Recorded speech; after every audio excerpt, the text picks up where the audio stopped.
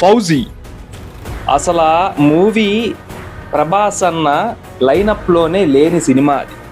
సడన్గా లైనప్లోకి వచ్చింది, shoot start అయిపోయింది, December 3 రిలీజ్ కూడా అయిపోతుంది. దాని గురించి అప్డేట్లు లేవు, అసలు ఏంటి స్టోరీ ఒక క్లారిటీ లేదు. మొన్న హను రావుపుడి గారు వదిలిన ఒక్క ఫస్ట్ లుక్తో సినిమా మీద అంచనాలు 10% ఉంటే 101% దాకా తీసుకెళ్ళిపోయారనమాట.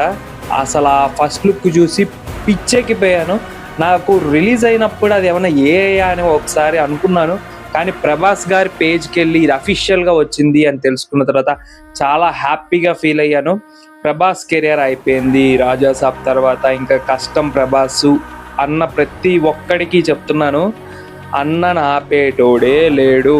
అన్నకి నేషనల్ అవార్డులు లేకపోతే ఇంకొకటి ది బెస్ట్ యాక్టర్ అవార్డులు అన్న కనపడ్డు. ఎందుకంటే అన్న ఇండియా వైడ్, వరల్డ్ వైడ్ ఆయనకి పేరుంది, ఆయన తోపులా నిలబడ్డాడు. అలాంటి మనిషి బాహుబలిని కూడా నిలబెట్టాడు తన యాక్టింగ్తో. మరి ఆయన యాక్టింగ్ చూసి ఎవరికి నేషనల్ అవార్డు కానీ నేషనల్ బెస్ట్ యాక్టర్ అవార్డు కానీ ఇలాంటి ఇవ్వాలి అనిపించలేదా?